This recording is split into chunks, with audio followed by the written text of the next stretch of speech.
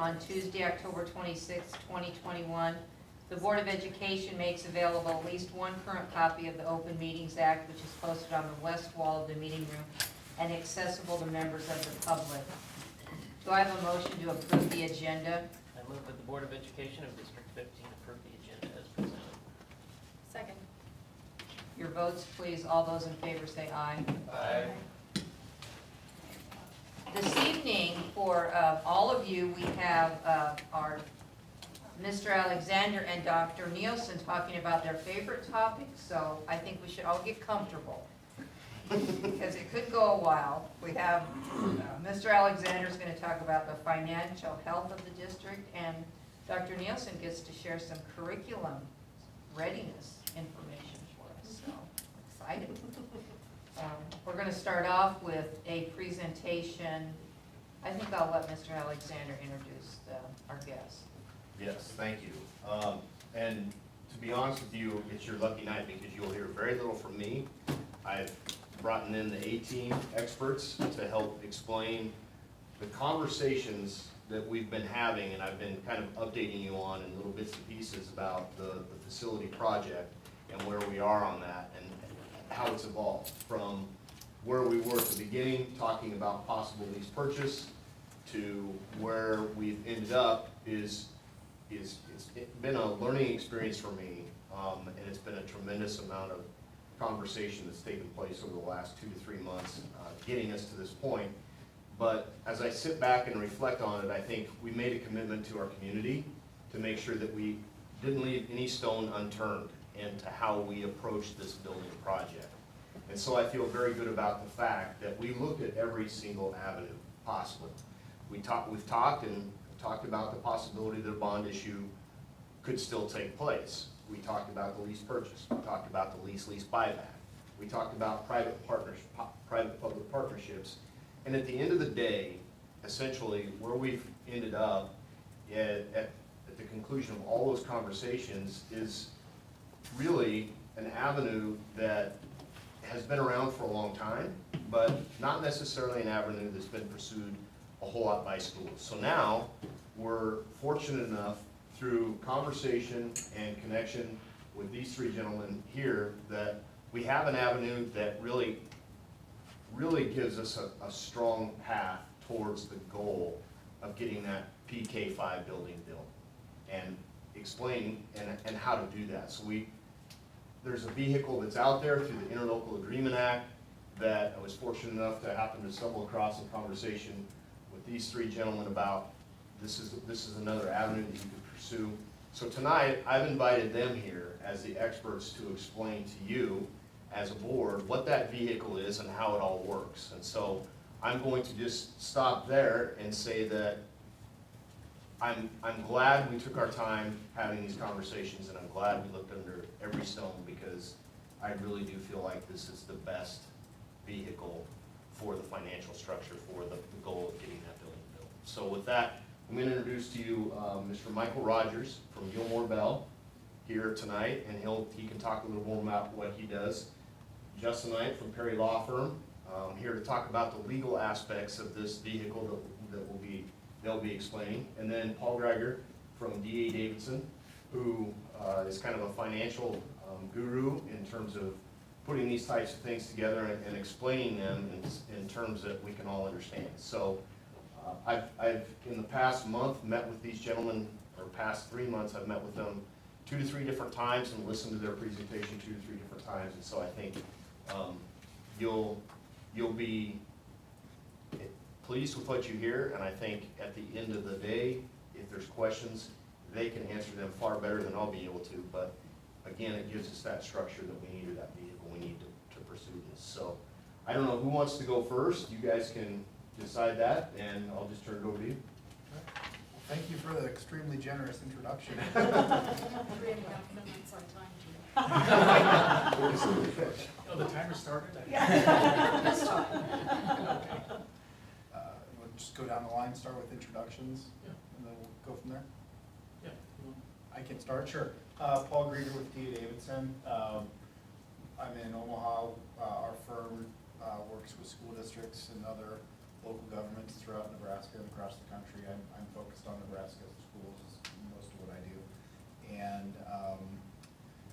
get to a spot where it's time to actually do a financing, it would be my job to place the debt or the bonds at that time with buyers tax exempt securities. So that's my role. Happy to answer questions along the way, but I know we're on a time, so I won't talk too much. I'm Justin Knight with the Perry Law Firm. We're more of a, I guess, general counsel role for the district, whereas Mike is bond counsel, focused on bonds. Our firm is more bigger picture legal issues facing the district. Not anything against Mike at all, but just trying to think,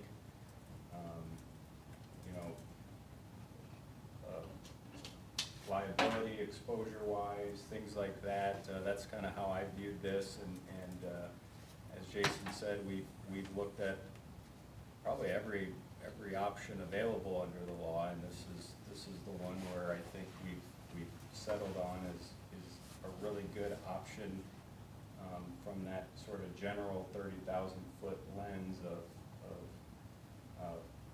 what's the best approach or best strategy for the district. So I think we've got a good plan set forward if the board wants to move in that direction, and happy to answer any questions or talk more about anything that you want to hear more about. I'm Mike Rogers. I'm with Gilmore & Bell in Omaha. I'm a bond attorney, so I only do public finance work. So I do financings for school districts and counties and cities and all kinds of political subdivisions and nonprofits and other things. My firm, Gilmore & Bell, is a specialty firm. That's all we do. We have offices in Kansas, Missouri, Nebraska, and Utah. And so we are, unlike Justin here, we are very narrow in our focus, and this is what I do all day. So that's the short story on me. And I've been practicing in this area for 20 years now, so I've seen a lot of different things, and this concept is sort of a combination of things that have been around for a long time, and sometimes it's finding a unique set of circumstances to put a combination of things together that's different, that makes sense for a situation. So with that, I'm going to start with sort of explaining what this is, and we can go from there. And I'll try to be as quick as I can, but some of this requires a little bit of conversation, because it's not the most straightforward path to get to the final destination. So in Nebraska, different political subdivisions can form together or come together and enter into contracts under the Interlocal Cooperation Act. It's an act that provides broad authority for people to agree to things. And the school district, I'm sure, has interlocal agreements for a lot of different things. All kinds of political subdivisions have interlocal agreements between them to share services or to provide things to one another. The Interlocal Cooperation Act also gives you the authority to form a new administrative entity. So you can get together with another political subdivision. This is less common, but you can, under the same act, form a new entity, just like, Justin and I could form an LLC or a corporation or something. Political subdivisions, instead of going under a nonprofit corporation act or an LLC, they use the Interlocal Cooperation Act, and only political subdivisions can get together and form a new body politic, a new political subdivision, a new governmental entity under the Interlocal Cooperation Act. And when you do that, the Interlocal Cooperation Act then provides that the newly formed entity will have all of the powers of its members, and it will also have a bunch of other powers that are set out in the Interlocal Act, including the power to issue bonds, separate and apart from anything that the two separate entities that join together have.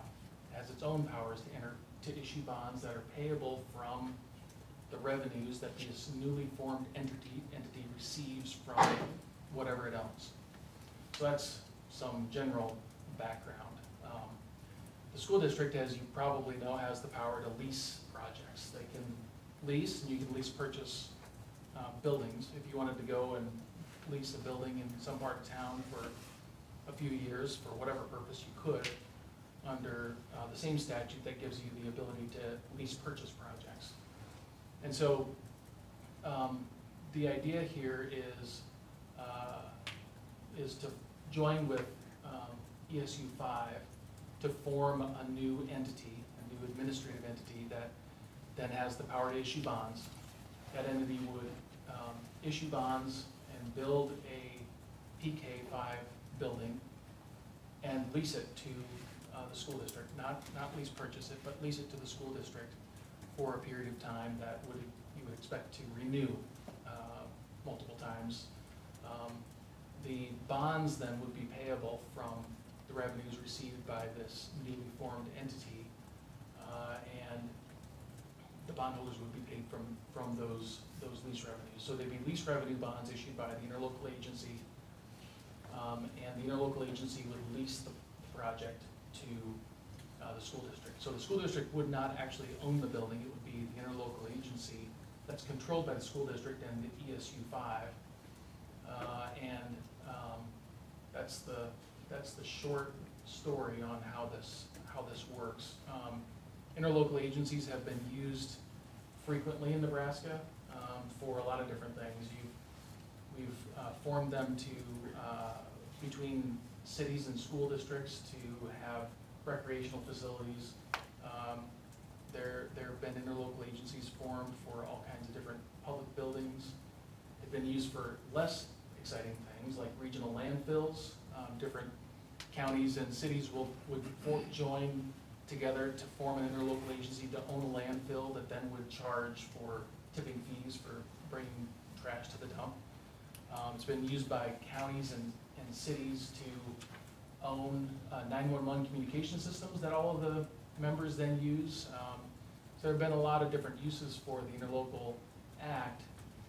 This particular use where you form an interlocal to build a building and then lease it to a school district, it hasn't been used for that purpose very often. It's been done once before, maybe more, but to my knowledge, once before for an educational facility. And I think typically the pathway for school districts to build a building or to find a way to have new facilities is to have a bond election.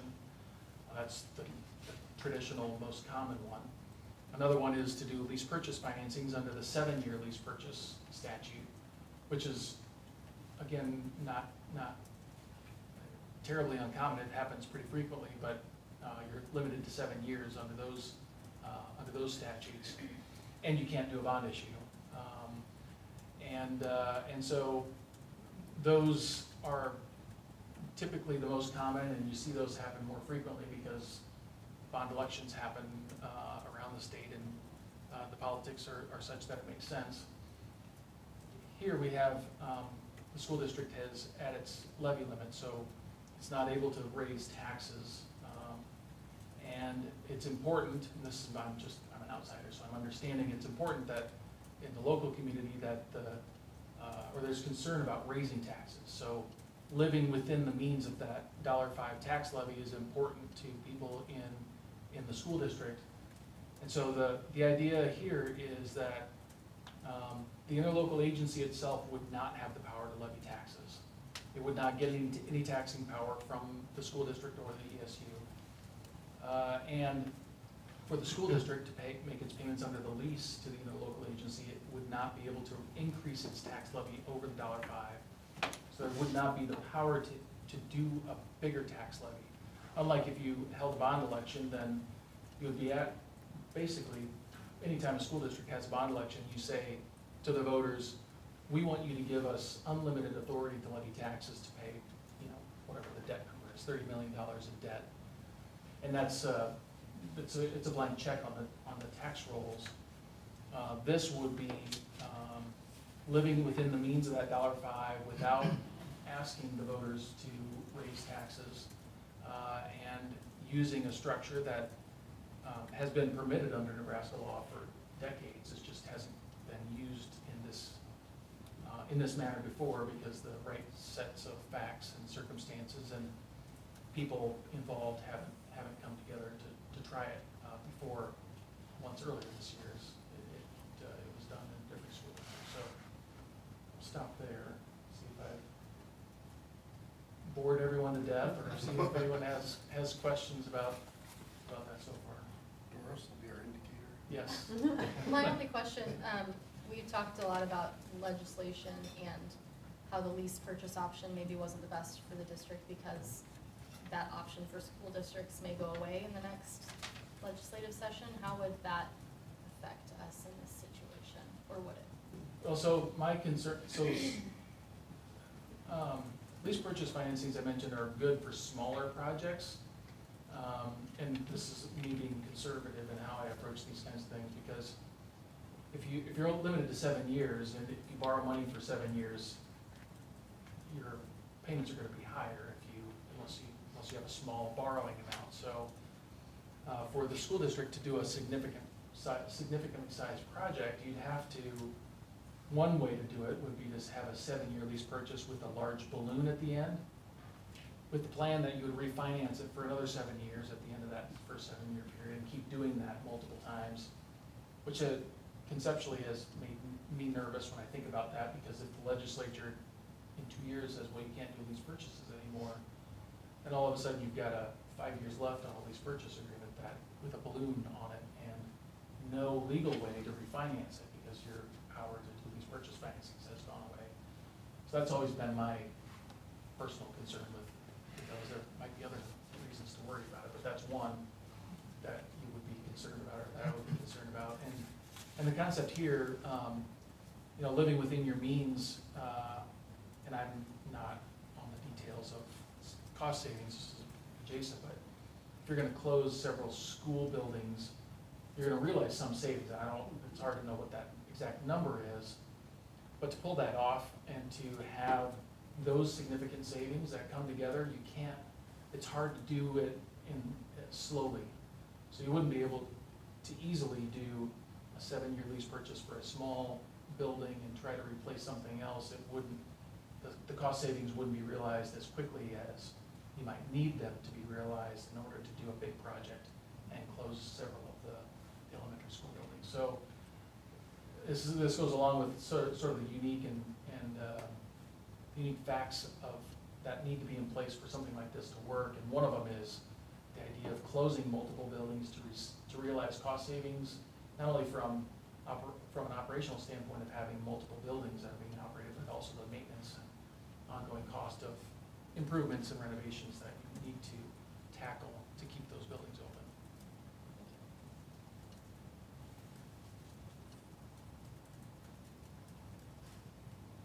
Any other questions? I don't know, Justin or Paul, if you have anything to add to. I think that's a great overview. I would just add in there, Michael talked a little bit about the concept of partnering with ESU 5, Educational Service Unit 5, which probably makes the most sense. It works very well to partner with ESU 5. But to Michael's point also, under the Interlocal Agreement Act, these things have been taking place amongst different subdivisions and public entities for a long period of time. It's just that, and I think that was a very good overview, because the circumstances are just right at this time for us to take advantage of that partnership with ESU 5. And so part of that process has been to figure out and talk to them and their board about whether or not they would be willing to entertain such an idea. And essentially, after these 3 gentlemen had a chance to visit with their board, and they met in executive session and talked a week ago about the process of whether or not they would be willing to do that. Talking with Brenda McNiff, the administrator, Dr. McNiff at ESU 5, she's confident that they will be willing to take that to a vote in November and pursue that with us. So that's kind of the key cog in the wheel, is that both public entities are willing to come together to do that. And the way it stands right now, our indication is that ESU 5 is willing to do that. So. The Interlocal Act calls for an interlocal agency agency like this to be formed for the mutual benefit of its members. So the members would be Beatrice Public Schools and ESU 5. Obviously, there's a huge benefit for Beatrice Public Schools to have this new building and all of that, that's obvious. For ESU 5, it has benefited as well, because it does provide services to students in Beatrice Public Schools in the district. Its mission is to provide services to students and to see that students are educated well. And part of a good education is having an environment that works well for education. The ESU would be providing some of its services to the district in the new building, so it would have use of the building as part of how it delivers services to Beatrice Public Schools. So it does have benefit. It's not, you know, it doesn't have dedicated office space or anything like that, but it does benefit from formation of this interlocal agency. It would not be the ESU would not be expected to make lease payments for use of the building, just like it doesn't make lease payments now, but it would make it more convenient for them to only go to this one location for delivery of services and make it easier for them because they've got modern facilities to deliver their services to the district. I think with this option, you know, I like the creativity of looking at different options, you know, because we've seen in the past, number one, how many times, you know, we've gone for bond a couple times. We've also seen other school districts I'm just gonna say within our ESU even, recently have gone out for, you know, bonds and they've failed. We've pretty much heard from, you know, a lot of the community is we don't want higher taxes. We're going through things with the county. You know, we just built, obviously the fire station was with sales tax. But with this, what I like about this is, again, we're not asking for additional taxpayer money. We're not asking to go above that levy. And we believe that we can finance this, again, within the means of that $5 tax levy, which, again, I think is a huge positive for the communities, for the taxpayers, and for our school district as well. As long as we feel that we can continue to fund those bond payments for the next 20, 30 years, whatever we, you know, design that financing for. So that's what I appreciate about this, you know, option is it is creative. I think it gets us to where we need to be, because we all see the need. I mean, we've, you know, spent how many months going through the community with what our needs are with the schools and their where they stand, and we need to do something very soon, and this gets us to that point. So when it comes time to issue the bonds, two things. One, is there a prepayment penalty? Is there a possibility of refinancing the bonds if the interest rates go lower? And I guess the last part of that question is, will our local brokers be given an opportunity to have a chance at offering some of theirs to their clients? Those are great questions. This bond issue is gonna look a little bit different than a voted bond issue. Sure.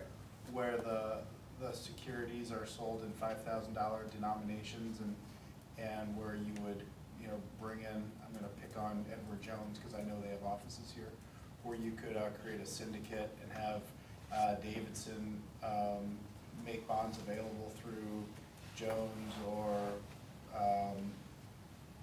Paul Garnett's office or other local groups that might have a securities trade broker-dealer affiliation.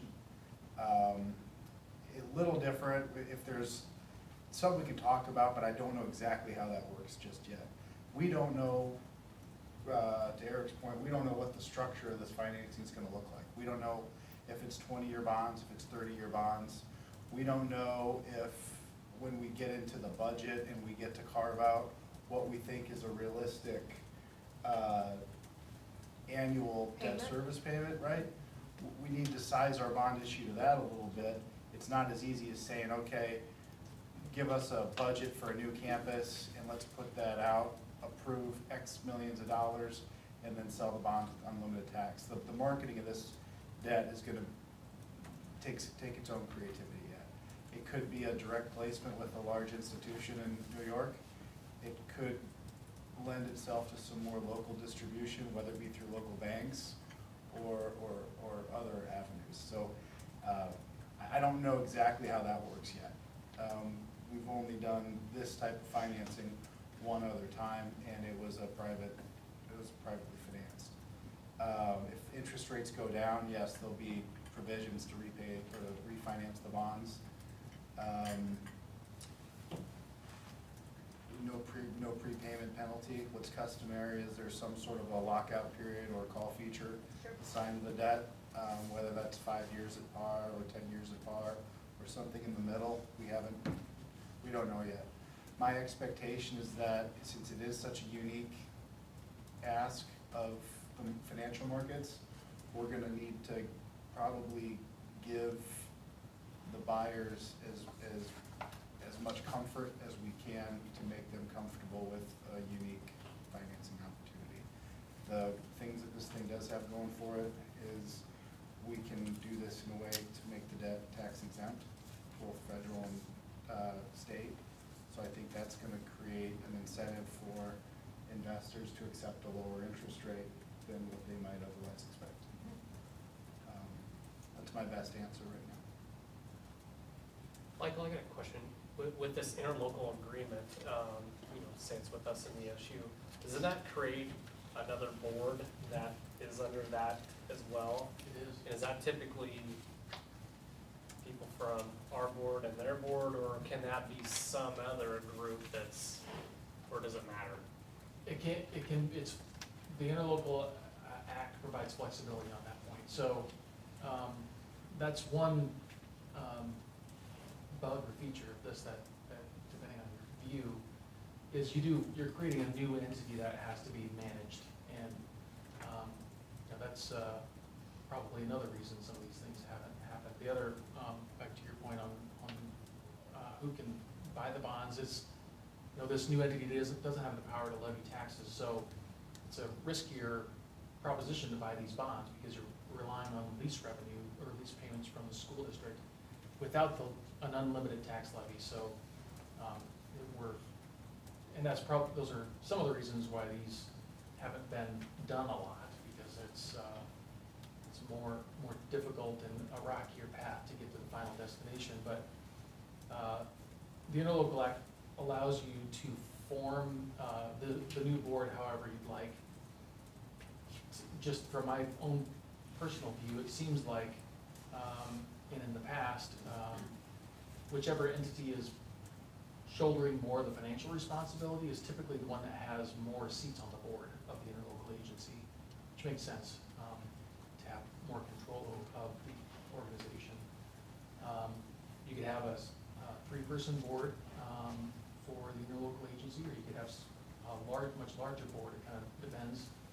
Then you get into questions of how difficult is it to get a quorum of this board to meet. The board needs to meet, it's subject to the Open Meetings Act, just like the school board is. So there are pluses and minuses for all of those things. You could have it be, for example, automatically like the president of the school board, the superintendent of schools, and the administrator of the ESU, or the president of the ESU board could automatically be the board of this organization. Or you could have each board designate the members to serve on this interlocal agency board. I mean, you could, the nice thing about having it be automatic is then everyone knows, well, if you're the president of the school board, that means you're automatically on this interlocal board as well. So you can do a lot of different things. I think the draft, I prepared a draft interlocal agreement, which I think has a three-person board, and it's done that way, where it's the certain officers, two people from the school district and one from the ESU, and then certain officers are automatically on the interlocal board, which is easier in some ways, because then you don't have to take action in the future. It's automatic, and you can just look at the agreement and say, okay, well, Doris is on the interlocal board because she's president of the school board.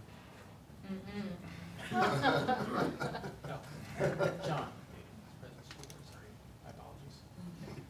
So that's, you could do it a lot of different ways. The draft I prepared was done because it seemed pretty straightforward and simple, but there's flexibility on that.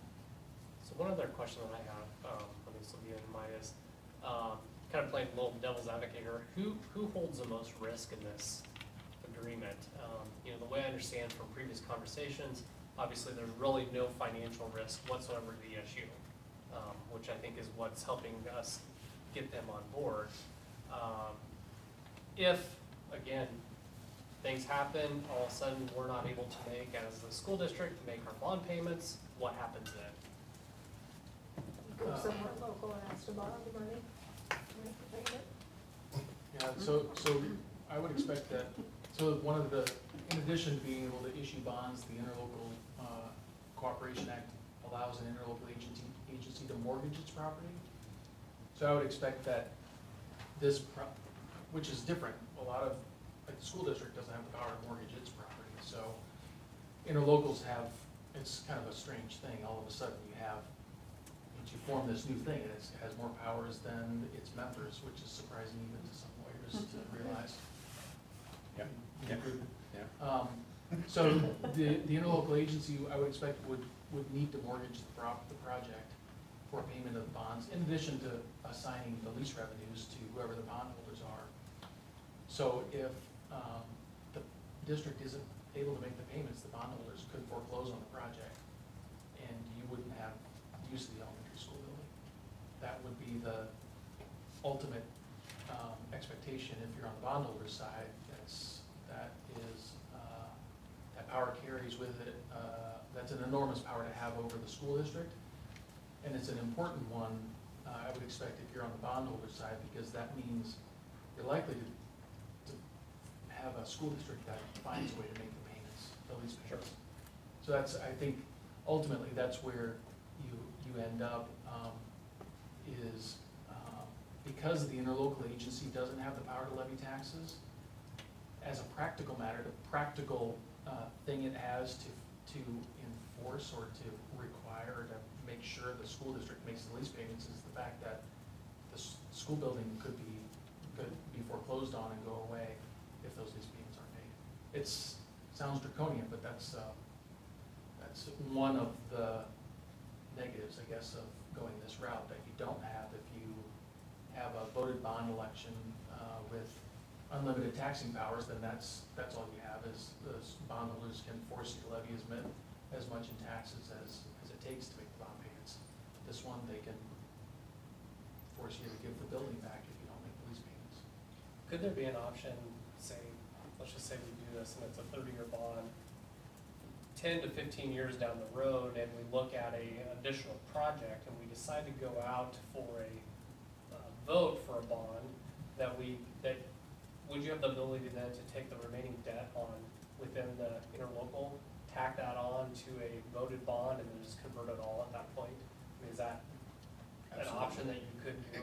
Just like if you got in trouble, and you were in a spot where it was difficult to make the payments, you could say, folks, we have this elementary school that we've enjoyed for the last several years. We're not asking for your help to build a new one, we're asking for your help to keep the one we have.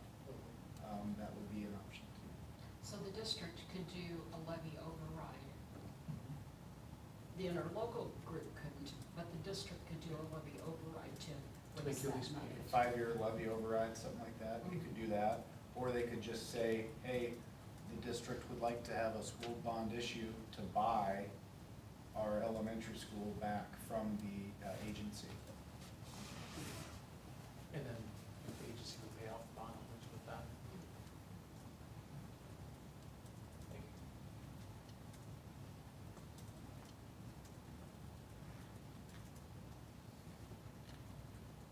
What's the time frame on something like this, if this is something that the board approves?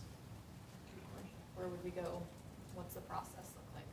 Paul and I kind of had that conversation about the next steps. Do you want to take that? I'll take a crack at it. Okay. You know, it's flexible, but I guess the thing that would make sense, I guess, as quickly as we would expect you to move, and it's not for me to say you need to do this, this, and this in this period of time, but it would be my expectation that each board could meet next month and approve their participation in the interlocal agency and form that interlocal agency. And Mike's proceedings would do that for you. And then you could have your board appointed, if you do it the way Mike has in draft form, great. If you have a feelings about changing that board, why that's okay too.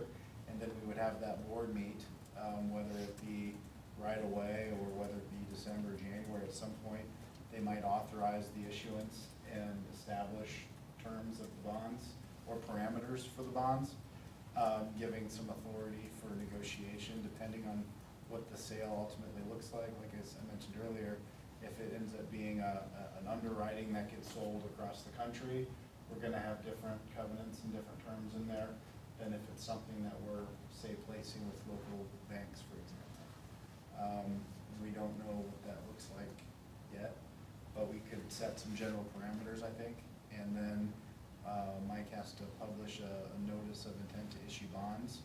It has to be out for 30 days, so it tells the public, hey, on the very high side, and this would be something, we'd want some feedback from the construction people and the architects, the planners, to say, okay, we think that the top end of this project is X number of millions of dollars, but before we would wanna do that, we'd also say, okay, worst case scenario, what does that look like on payment schedule, and can we afford it? So we gotta do a whole bunch of that work at once. So maybe first quarter of next year, you'd be in a position where you might be able to do some of those things. It kinda depends on how quickly we can put together plans and a budget and a schedule for how we're gonna spend the money too, because that's something else we wanna look at. Are you gonna spend the money over 24 months? Is this a 60-month burn rate? What does it look like? And then there's a whole, some other questions that we have to ask and answer. So I guess as quickly as you would get going, if you wanted to, next month, form the agency and then appoint some professionals to go to work for you to put together a budget, scope of work, and a timeline. And then we react to that with the financing plan.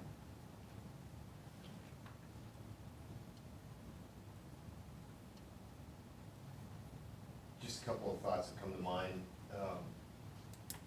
And I don't know who wants to try and answer this question, but, and I think I know the answer, but I want to make sure that I'm correct on it. If changes were to take place in the TIOSA formula in the future, which there's conversations about that every year, but if those were to come to fruition and there was a proposal that was presented and accepted, and it impacted that levy rate, but also impacted the entire structure of school finance, we would then be obligated to operate under that new structure of TIOSA. Am I correct in making this? Okay. So what I mean by that is, if a proposal was to come forward, say that utilized sales tax, reduce property tax, but also reduce the levy rate and separated the general fund and the building fund, depending on how all those dynamics were internalized within the TIOSA formula could affect how this ultimately works as well. Because if that change took place, and we could react to those changes as we most see fit to help with this project. So I think that's just important to understand, because I know those discussions are kind of in the wheelhouse right now, and whether or not they come to fruition or not, we won't know for several months yet. But depending on how they come out, they could ultimately help us in this situation. We would hope that there would be enough flexibility within it that we could continue on this path. So, but those things you just never know. They could get politicized and washed down in politics and never make it out, or they could change. So we just have to keep an eye on that as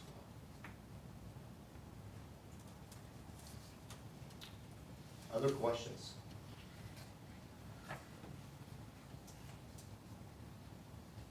So I think in your, did we give them hard copies? Okay. I think you have a hard copy of the draft partnership in front of you that Michael has put together.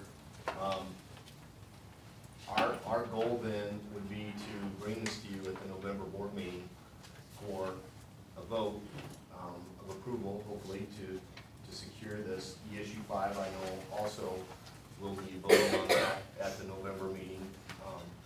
How close together are those? They're exact same nights. So we would then visit with Dr. McNiff the next day and and start to move that along as quickly as possible, assuming the votes both went in favor. And we'd probably be on the phone with these guys that very next morning after their first cup of coffee. Well, my first cup of coffee. So that's kind of, you know, I think, again, in looking at the mountain of conversations that have taken place between June, July, when we started these, to where we are now, I think we have done our due diligence. Dr. Nielsen's been in a lot of those conversations as well, listening, and so we could both hear the information. And these gentlemen have been fantastic about making trips to Beatrice to help us understand and help the service unit understand where we're at. But I think we've done our due diligence, and that's kind of what we promised our community when we had that very first meeting, and we had people here asking why the lease purchases, if that was the best option. I think we've tried to go out and find that best option, and just as chance would have it, we came across these guys, and they were more than willing to spend the time to help us. So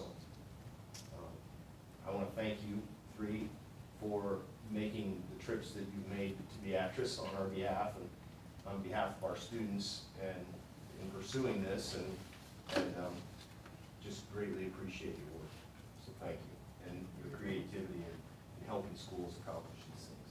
One more timeline question.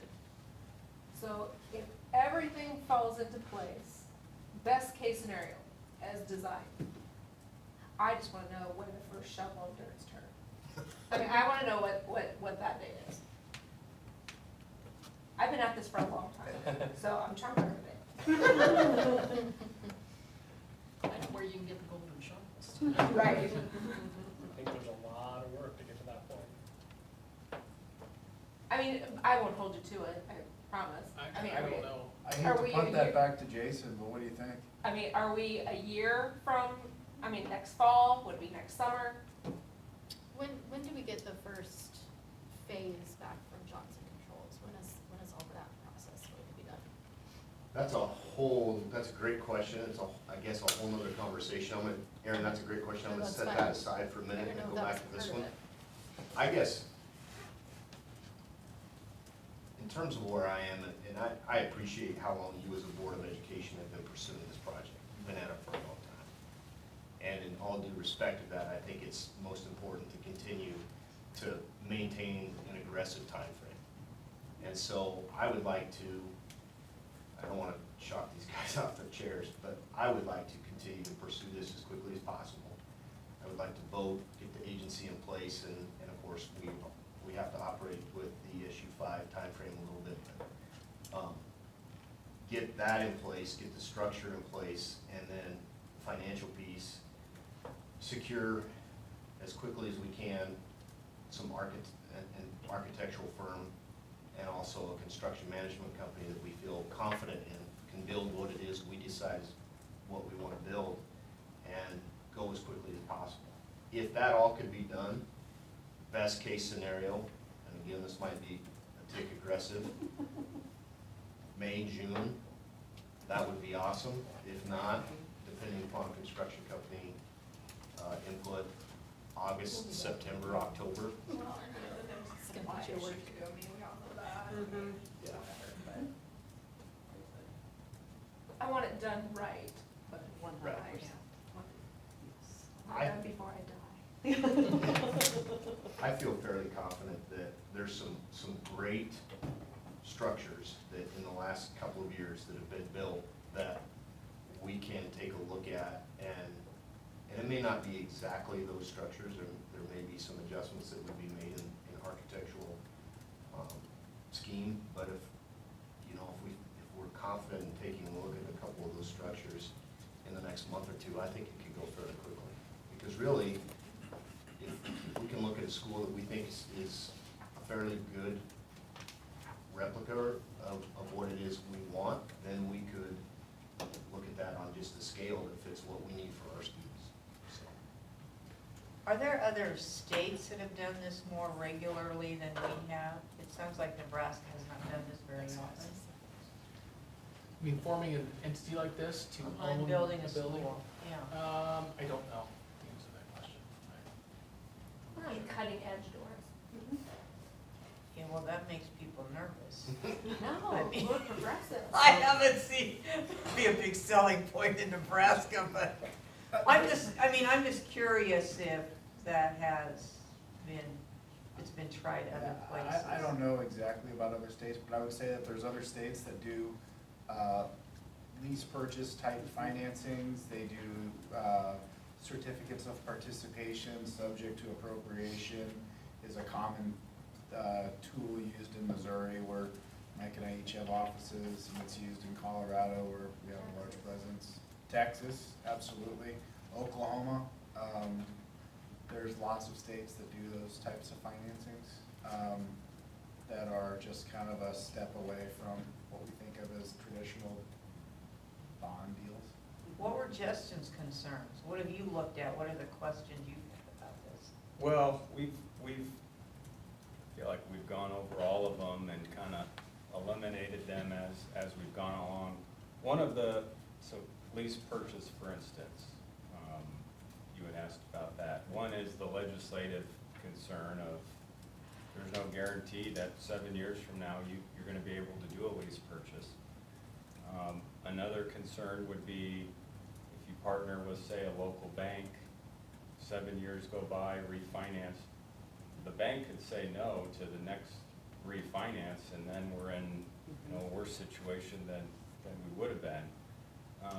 And then if the school or political subdivision is purchasing supplies or materials, you're exempt from sales tax, whereas if you're partnering with a private bank, they're gonna have to pay the tax on those materials and supplies. So if you have a project that you need, just making up a number, $30 million to build, and you're paying 7% sales tax on, say, 20 million of that, well, it's not a $30 million project anymore, it's a $30 million project plus all the sales tax. So this gives us a lot of savings that way as well. There's also some concerns of there has been legislation that went all the way up to the Nebraska Supreme Court a couple years ago over the lease financing. Lease purchase. Lease purchase.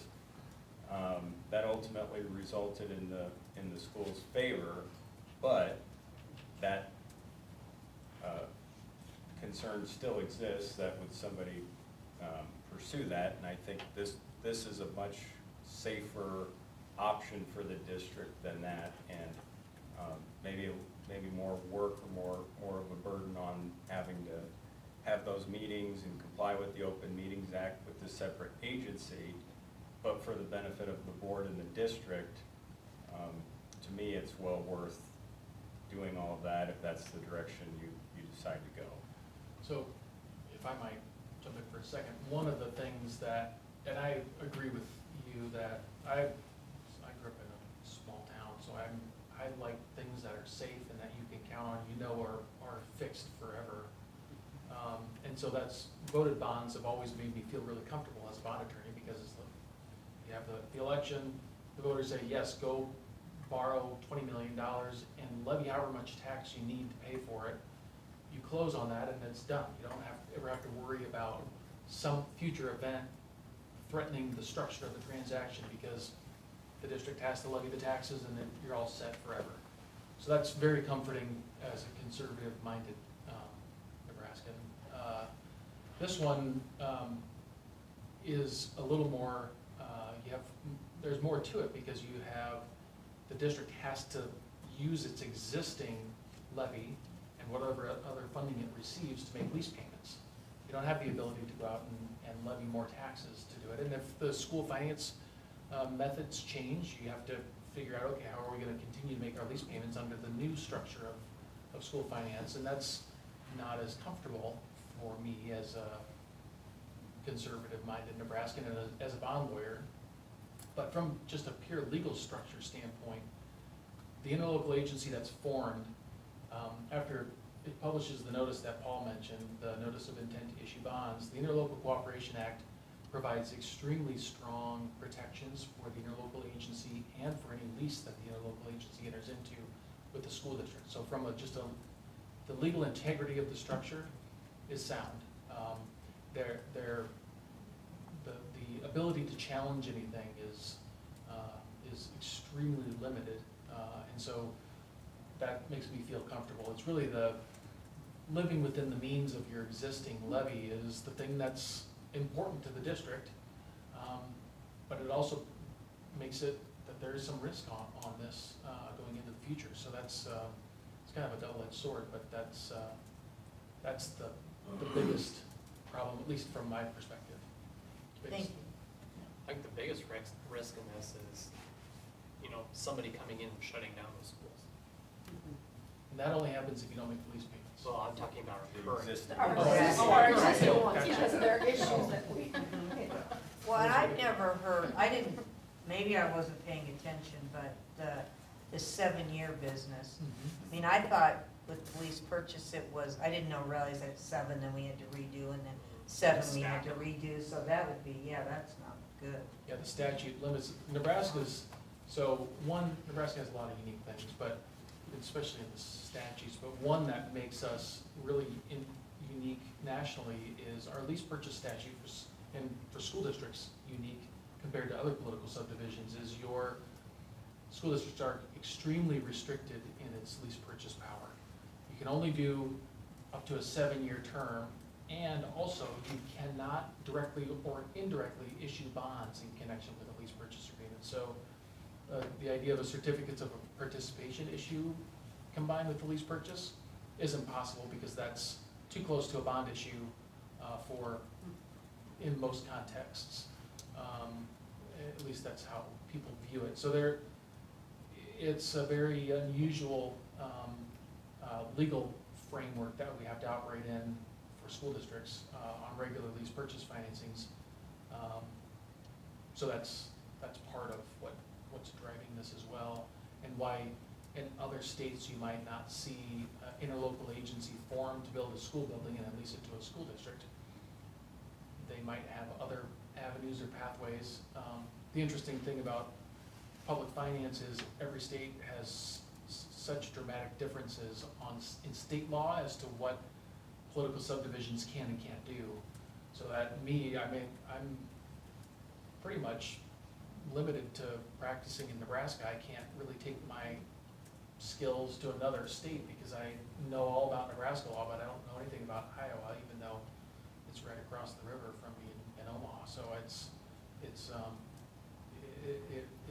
it's hard to compare to what other states do directly. You can only look at analogous situations, and so there are some financings like lease purchase transactions that are subject to annual appropriation have some similarities in terms of risk that this financing might have. So we can look around at similar situations, but nobody's going to be the same as Nebraska.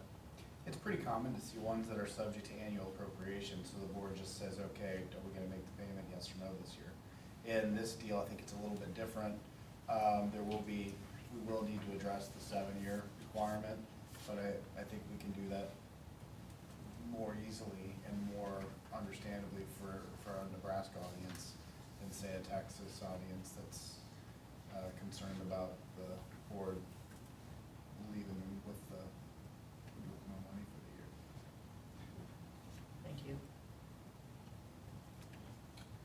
Aaron, just back to your question about Johnson Controls at this point, that the proposal that we discussed way back at that meeting, essentially from that discussion point that night, it went straight to Justin to be reviewed for the purpose of protection of you as a board, and we had lots of conversations about that, and it is about, honestly, it's about that time that this vehicle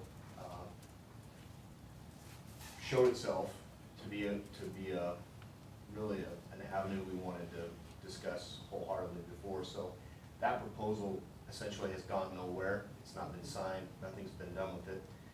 And probably what we will have to do, or at least as a group, is discuss what role Johnson Controls will play in this process, if any, moving forward. And I say that because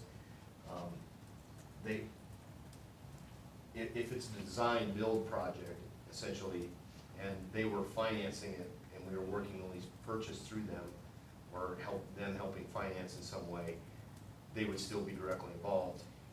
If we do this process, then it becomes a design bid build project in which Johnson Controls then basically just becomes an organization that will submit an RFP on whatever portions of the project they want. So, So we'll have some options for local contractors or Right. others in the area to bid on this project. yep. And so there's still some, I guess where I'm at in discussion with Vince, he believes there is still some value to having Johnson Controls, maybe essentially between this public agency and the construction managers and contractors, architects below, and then Johnson Controls kind of in the middle. Obviously, with that structure, it creates an additional cost that you have to look at as a board as to whether or not you feel that's necessary. And so, where we're at right now is Johnson Controls and Vince are revamping that proposal and to reflect maybe that responsibility more so than what it was before. And we'll have that in my hands, and then we'll have to decide as a board if we want to pursue that avenue. So, not necessarily something you would have to do, because you would have the same obligation with the construction at risk manager as you would with Johnson Controls in the middle. So it's just a matter of looking at the details of the proposal they'll put in front of us and decide whether or not that's value added to the project or value taken away.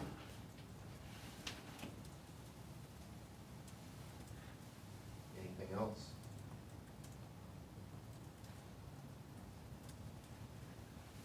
Are we moving on? 15 minutes ahead of schedule. I know, I just kept Exciting waiting stuff. for you to have stuff up there.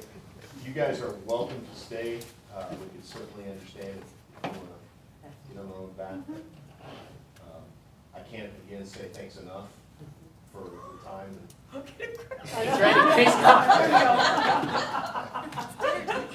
Hard to watch, how fast. Thanks for having us down. It's a Yeah. pleasure to be Thank you a very much. part of Thank the you for all this conversation. work. It was very understandable, thank you. All right. Right. I try. I'm usually, I tend to be long-winded and boring, so I don't tell many stories around the dinner table. You did good, 'cause we have somebody set the standard, so. Thanks, everyone. Yeah, Thanks. good luck Appreciate it. with the games. Thank you. Thank you. Yeah. Is Dr. Nielsen gonna talk to us about math data now? Yes. What was that, Jamie? Okay.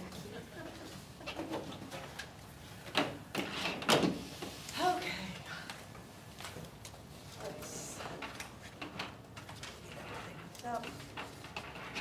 Where do we start? We're gonna go through map data. One thing to note, NSCAS data has been kind of released to districts, but it is currently embargoed until sometime in November.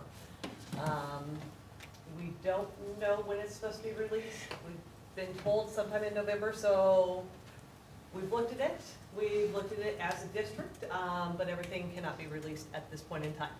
So what we are going to do is we are going to look at map data a little bit just to give us a view of where we are at this point in time. And I can move too. Jason, you might need to move for Lisa. You can do that too. Should I shut off the light, or is that? I shut off the backlight. I don't know if you want to shut off. I think then we'd all be in the dark.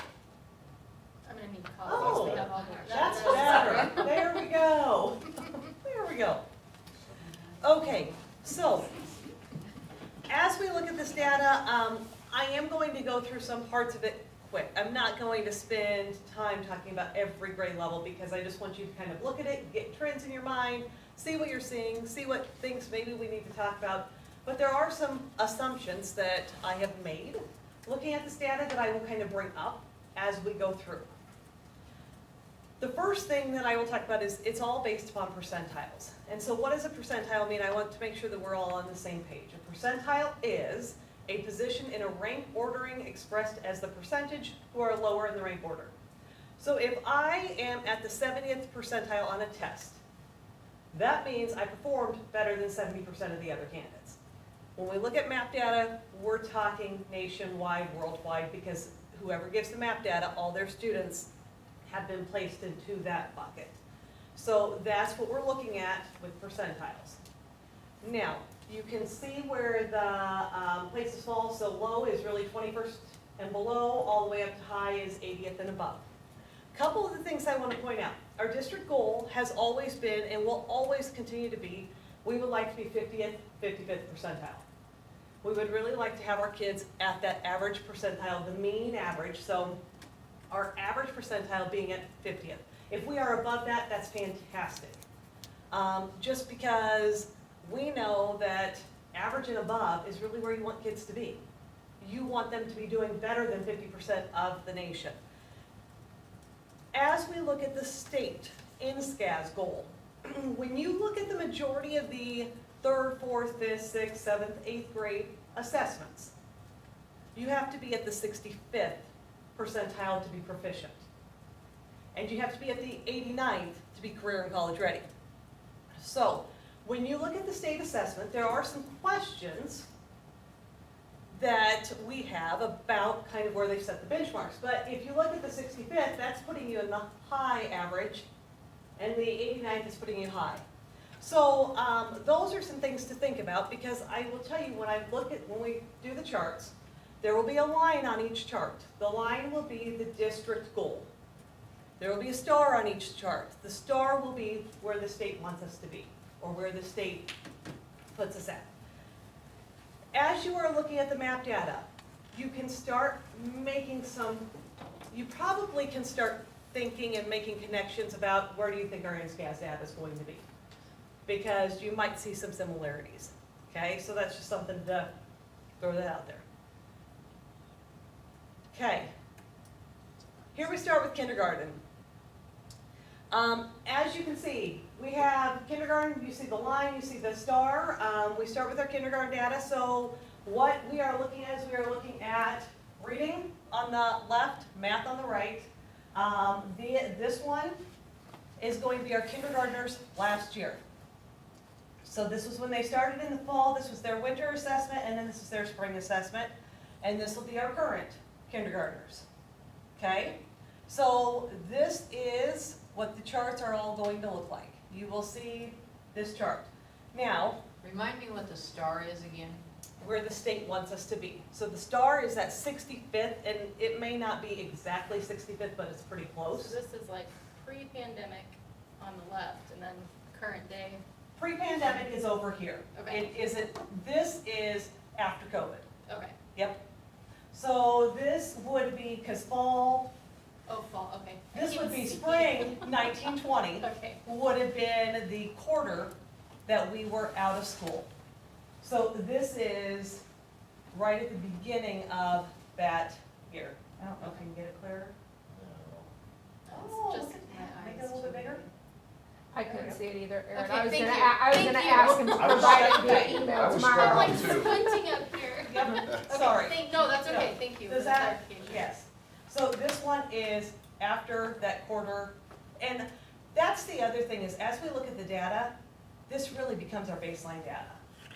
This part does. And so that's the piece that we are looking at.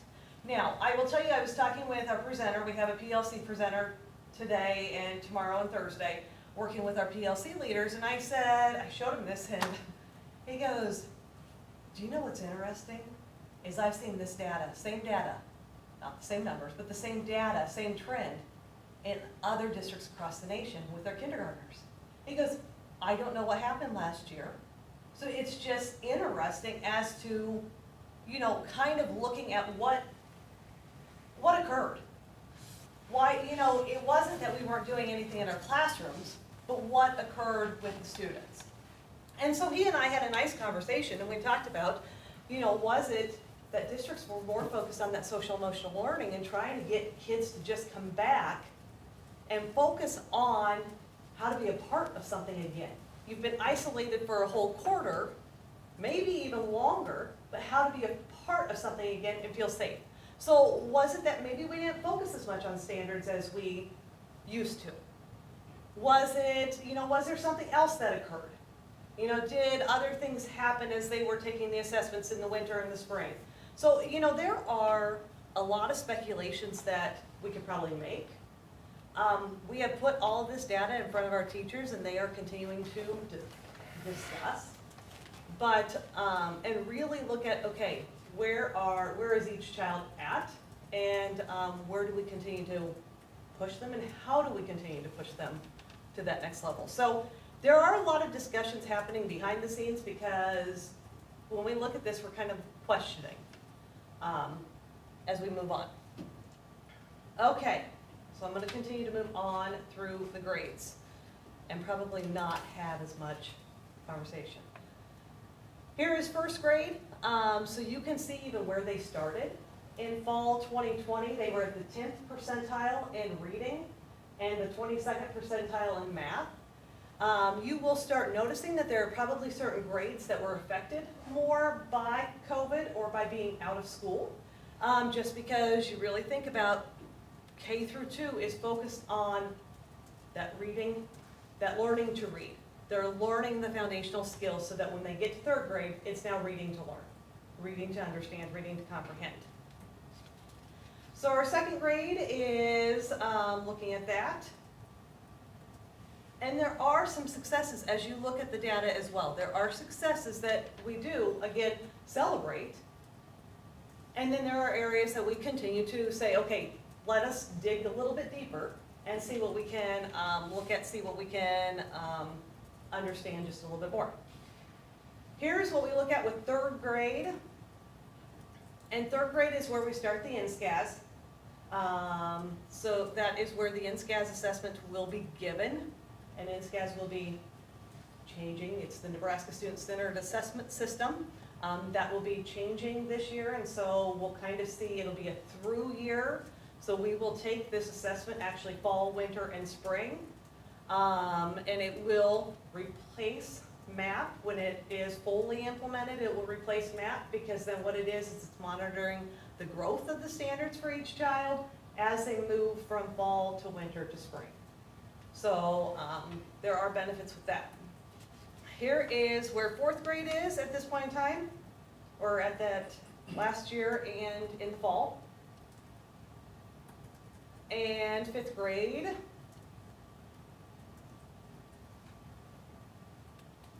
Okay, the next chart talks about retention. Because this is the other part we want to know is what are students retaining? And how much are they retaining? Where are they at? Have they lost or have they gained? So what we are looking at here is we are looking at the fall 2020 percentile, the fall 2021 percentile. So the nice thing about this chart is I'm comparing the same kids from the start of their kindergarten year to the start of their first grade year. So I want to see what they have retained in one whole year. So they started at 78th percentile their fall year, and the fall of their first grade year, they're at the 44th percentile. Okay, and this is in regards to math. So first grade in fall 2020, they were at the 20th percentile. They're 13th percentile at this point when they started in the fall. Now, I can tell you our December one, we're going to do another December comparison too, because we want to kind of see, just continue to watch and see where these points are landing. Because those are the things that we can continue to say, okay, let's talk about this, let's maybe meet to dig a little bit deeper. What is your classroom data saying? Why is maybe this saying something different? What's happening? So, like here, you see our second to third grade. Our second graders start at the 19th. They're up to the 38th percentile. So their retention is well. So those are the things that we continue to look at. Here is reading. As we look at the fall 2020 to the fall 2021 percentile, those are some of the different things that we are seeing. We are seeing growths. We are seeing, kind of we're maintaining. And then we're seeing some dips too. What's the deal with kindergarten to first grade? See, and that goes back to that chart. That chart right there where they are, yes, those are the questions that we have to kind of continue to look at. You know, and those are the questions that we have posed in front, you know, to the teachers. But again, what are their classroom data saying? What's going on? Why did all of a sudden this group that ended up reading 42nd percentile and, you know, started their first grade year at the 23rd percentile? So what happened? Those are the questions that we continue to discuss. Could it be that we need to look at summer school? So we need to look at that summer learning and kind of ramp it up a little bit more, or look at, you know, targeted support for some students who need a little bit more targeted support. So those are some of the things that we're kind of looking at.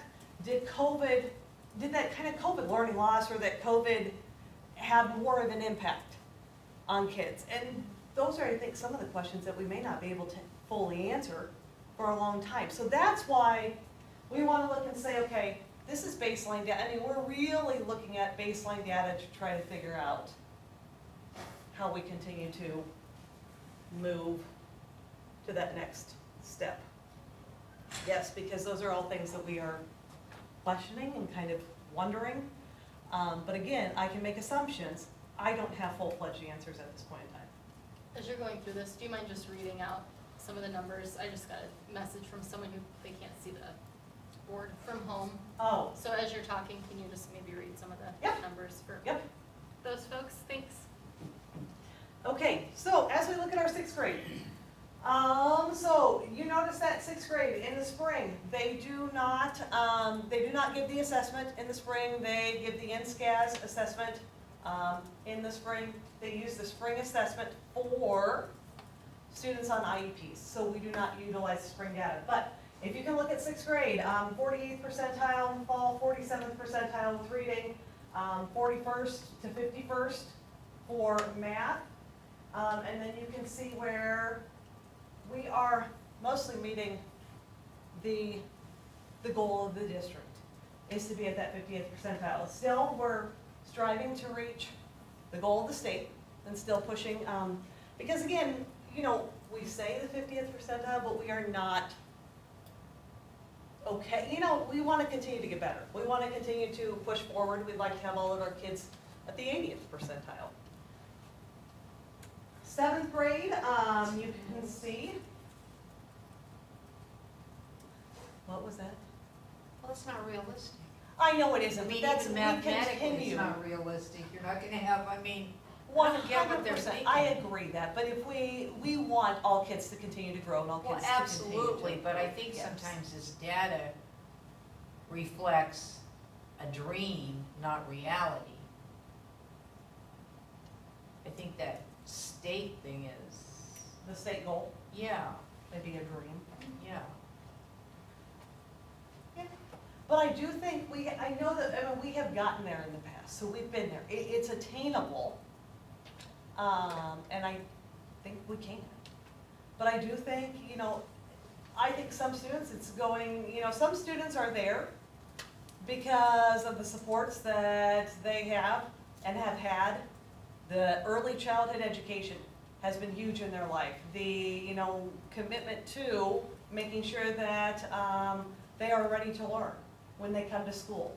You know, for some students, it's going to be, but I'm gonna tell you, I also have a child who, you know, maybe the school is not as important as other aspects.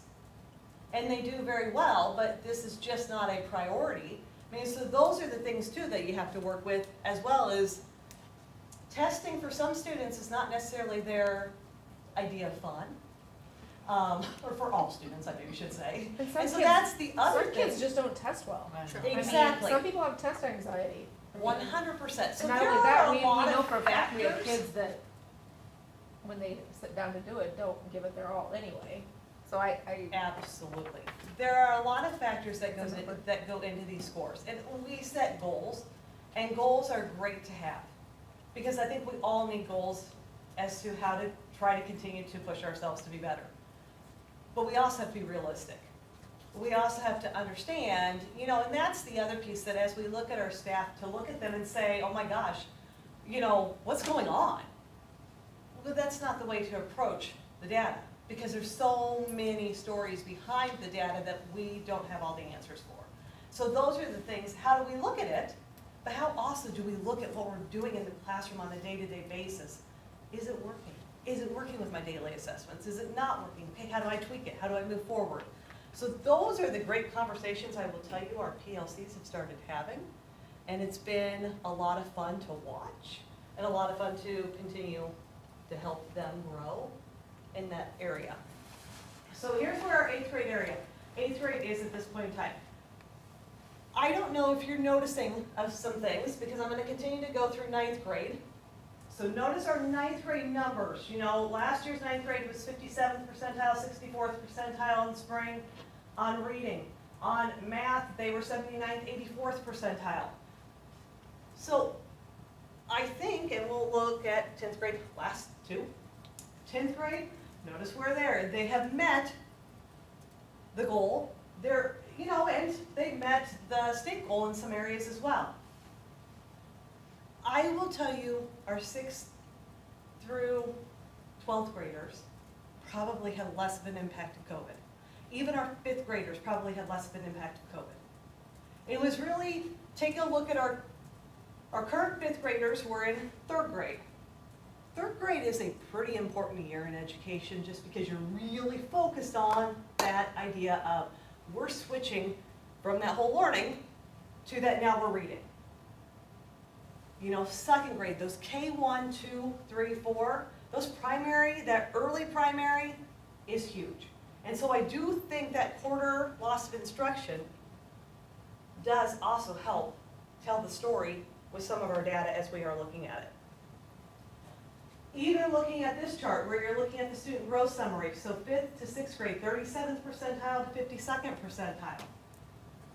So the following year, 43rd to 59th for 6th to 7th grade, 7th to 8th, 47th to 53rd. So you can see a lot of, there's still growth. And even down here, this 9th to 10th, 80th to 77th, that's not significant. That is, they are maintaining. They are doing, you know, they are maintaining their learning. And here's reading. Again, you see very similar pieces as well.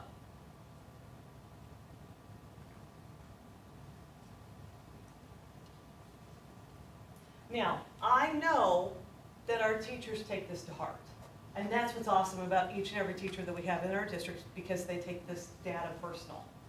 So I know our teachers have had conversations about this. I know our teachers continue to have conversations about, okay, why is my map data not where we need to be? But again, I go back to, and our presenter did an awesome job, and I think our goal is to have him come and talk to you in May about what he's done to help build our PLC leaders. But one of the things that he really talked about is he said, here's the deal. Don't worry about this. This will come if you're constantly figuring out where the kids are and where they need to go in your classrooms. If you're constantly looking at, you know, you're working with those kids, you're doing individual group, whole group instruction to really help them get back on track, this will come. But this should not be your focus. Your focus is that day-to-day instruction and that day-to-day where you are at that point in time. So, but I will tell you, our teachers are amazing, because they want this all to be above the goal. So we will have in-SCAS data, like I said, and there will be similarities to what you've already seen. So there will be areas of growth and areas of celebration as we look at our in-SCAS data. When it is released, we will definitely share it. But before COVID, most of our student data fell into the average of the 50th percentile and higher. As we look at that, when we would look at MAP percentiles, most of the class data fell at that level. Our baseline has been created, and our strategic plan, what's cool about it is as we developed that, as we talked about those pieces, as that community came together, there's bullet points that hit exactly how we continue to build the best staff, take our staff from good to great, great to excellent, and continue to make sure that we keep moving forward with ensuring all students have access to the standards and have access to high-quality instruction and high-quality curriculum. So, the other thing that I think that this allows us to do is just to kind of evaluate what maybe, you know, what our perceptions were last year. Most of us, we talked a lot about that social emotional. We talked a lot about building that community back and bringing that community back to the forefront because we were isolated. And so how much of an impact did that have? How much of an impact did, you know, discussions about everything else have on the kids, have on the staff? And so those are some of the other things that as we move forward, we will continue to evaluate where we are. Any questions about data? I think just key emphasis is that, as Dr. Nielsen has it, the NSCAS data will be released shortly from the state level. And so, and as Chad Dumas, our presenter, talked about today, he's seeing a lot of what you just saw everywhere. So we don't know what exactly that will mean when that state data is released for us. The unfortunate part of it, and I think to Doris's point, is that politics have become so heavily involved that. But then we looked at some of the others. Students need the opportunity to develop skills to be successful in their future endeavors. In providing a safe, secure, and accessible environment for all, we believe a strong school-community partnership is an investment for the future. We believe a cooperative effort between family and the school is a key contributor to student success. We believe high-quality staff is essential. We believe each student deserves an educational experience that is innovative, engaging, and equitable. We believe students deserve a positive culture that encompasses kindness and inclusion for all. We believe diversity of people, ideas, and experiences enhance a community. We believe commitment and ownership are necessary to achieve one's full potential. As you look through those belief statements, you will also know that our strategies can be pointed right back to our belief statements. Our parameters: we will always maintain safe, secure, and accessible environments. We will make decisions to assure students are the highest priority. We will provide rigorous, enriching, and innovative experiences. We will always show respect and courtesy. We will facilitate growth for all students and staff. We will utilize all resources effectively. We will focus on the whole child, providing academic, physical, and social emotional supports. We will attract, develop, and retain high-quality staff. We will make decisions on programs and services will be guided by the strategic plan and continuous school improvement, and we will celebrate success. Here's the objectives. The objectives were developed in a subgroup, and they were developed based upon the feedback that came from that larger group, but also the feedback that came from all the surveys that were administered. So there was a staff survey, there was a student survey, and there was a community survey. So all in community parent survey. All of that feedback was garnered. There was data that they evaluated, so our assessment data was part of that. But also risk surveys that they evaluated, and our culture and climate surveys too were all part of that. Our student or our senior exit surveys were evaluated as well as we looked at these. So the objectives, there are 5 of them. Each student will be provided with efficient and innovative infrastructure to ensure maximization of individual potential. Each student will be provided the needed support and education that promotes physical, mental, social, and emotional well-being in a secure and nurturing environment. Each student will be positively impacted by community partnerships. Each student will have access to high-quality staff, and each student will increase annually on district, state, and national assessments. So our objectives are things that we are striving at all times to meet, at all times to achieve. Give me an example of number 1. Each student will be provided with efficient and innovative infrastructure to ensure maximization of individual potential. So it could be a look at renovation of a facility, it could be a look at ensuring that we have technology and infrastructure that can support technology so that each child can have opportunities. So for example, like our BEAM class is a way that we can continue, but continuing to think about how else can we ensure that our infrastructure, whether it's building, whether it's the HVAC, whether it's also the internet capability, that we can meet and push, make sure that each child has every opportunity that they would need.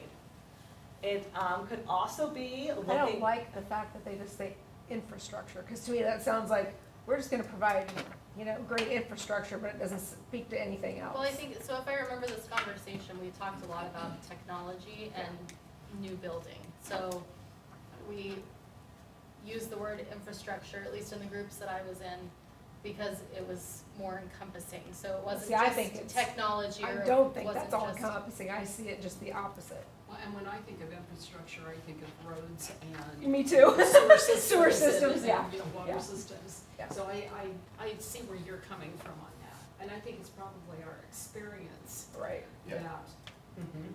with that word, that speaks to that. It just seems so, Industrial. and just, I don't know, it just seems like a bunch of words that, well, that we're not gonna do, I don't know, maybe I'm just wrong. To But we me, need to me, take out the technology and F for the facilities students. states it much better for Yeah. the general public. But I think also it's not just about, for me at least, it's not just about the facility, because we have facilities, but right now we have We don't have water issues in the efficient, we don't have facilities, we have efficient. HVAC issues, I mean, so it is more than just the building, it's Yeah. everything inside of it, it's the internet connections, it's, Right. so. But I thought there was also some discussion, so we didn't use the word technology because it changes so rapidly, Right. that they tried to use some words that would stand the test of time. I like the word infrastructure, I just looked up the definition. An underlying base or foundation, especially for an organization or system. So it truly, I mean, it is based on our experiences, we all think of infrastructure as a different thing, but overall it is a Yeah. all-encompassing All-encompassing, yeah. term.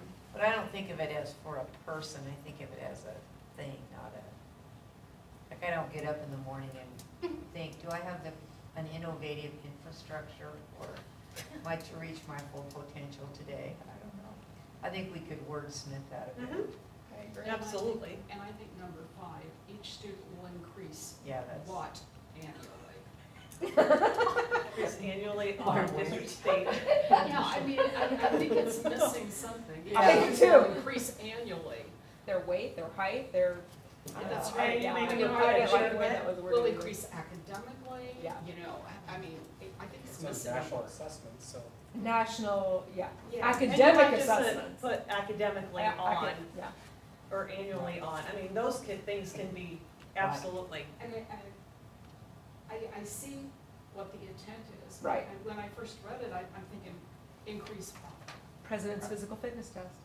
I mean, Well, that would be a national assessment, I know. yeah. I That's mean, good though, that's why we wanted That's you to see exactly it. this, is to be able to add a different set of eyes to 100%. it. Yes, and I will remove that S at the very top if anyone else got that, sorry. Typo. Thank you. Yeah, I'm like, ooh. Okay, anything else about the objectives? Okay, moving on to the strategies.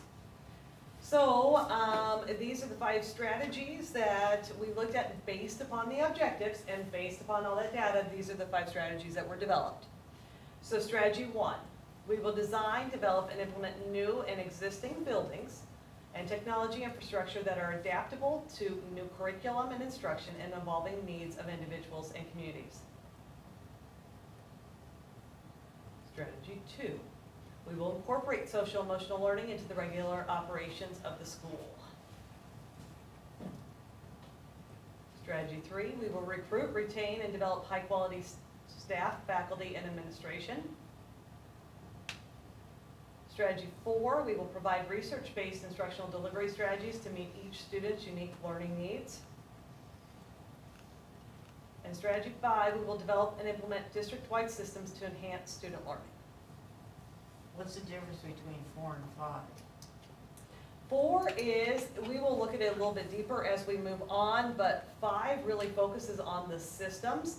So you have behavioral system, you have the teacher systems that we have in place, such as mentor and evaluations. And then you also look at, our assessment systems, our intervention systems. So 5 really focuses on systems. 4 really focuses on that teaching and learning that happens in the classrooms. Yep. And I will tell you, there are pieces in here because in 4 you will see some pieces that we look at as to our enrichment opportunities. And part of one of the things we push ourselves to do is kind of evaluate our selection process for the enrichment opportunities and determine, are they where they need to be, or do we need to adjust? And how do we need to adjust? Other questions about the strategies? Okay, we will get deeper into each strategy. Okay, so strategy 1, this is design, develop, and implement new and existing buildings and technology infrastructure that are adaptable to new curriculum and instruction and evolving needs of individuals and communities. So as we look at strategy 1, here are the specific results that we are looking at. There are 4 of them. So provide PK-8 buildings that meet the educational safety and equity demands of meet the educational safety and equity demands of our community. 2, address areas of concern related to safety and security in existing facilities. 3, align resources, facilities, and technology strategically and equitably across the district to maximize and enhance the learning environment. 4, explore transportation needs to create efficient, safe opportunities for students requiring bus transportation. So those were, based upon the parent data, those were key areas, parent and staff, those were key areas that we were looking at. So the question then becomes, why? Back to that slide, yeah. I think I'll get a question is, why are we only gonna provide buildings for pre-K to 8th graders? Now, I understand we have a relatively, new high school, but I still think, okay, is this a 5-year plan? I mean, I think we need to make it clear to the public why we only say PK to 8. Perfect. That it's a 5-year plan and the other thing is number 2 was added because of that whole idea of existing facilities too.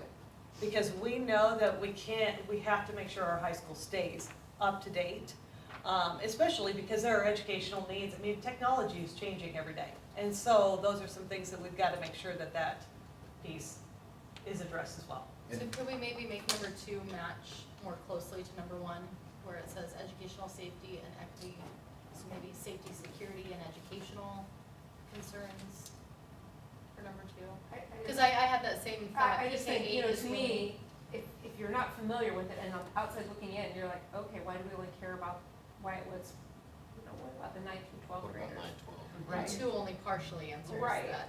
Yes. And I think Lisa has a really good point, because as I'm sitting here looking at this, I'm thinking, we know what we're saying.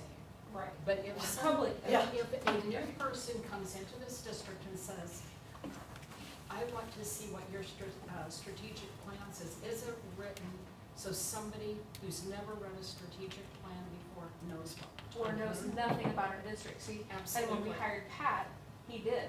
He went and looked at the strategic plan before he came. So if, if we're hiring somebody and they go to our website and they look at that, they are not gonna get that. Mhm.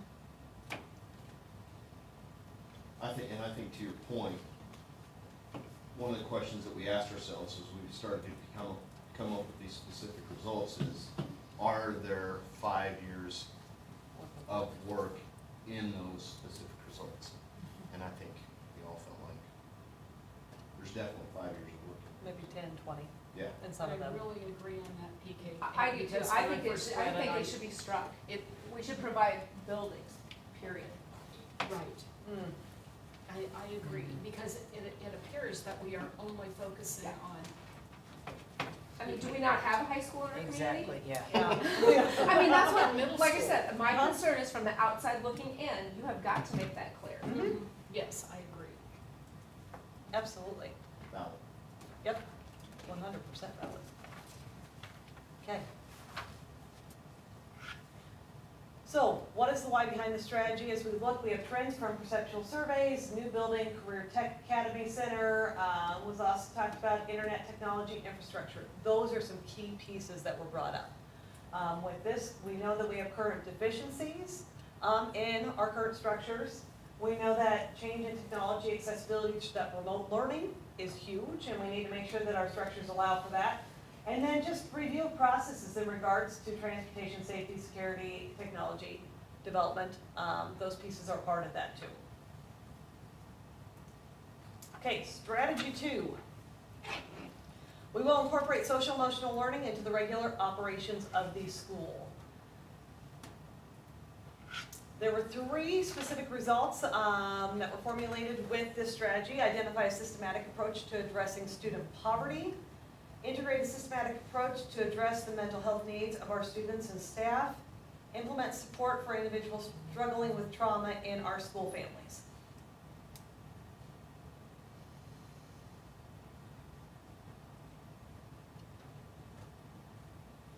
My only question on this one is, are we not already implementing support for number 3? Or are we just looking to further develop that support? Maybe further develop and evaluate, kind of evaluate what we're currently doing. Okay. Is it working? Is it not working? We have many great resources, and I think that's the part we have to figure out. Are they all tapping into every child that needs it? How else can we look at that? So, yeah, I think that that's a Just very some valid words, question. I think. 100%.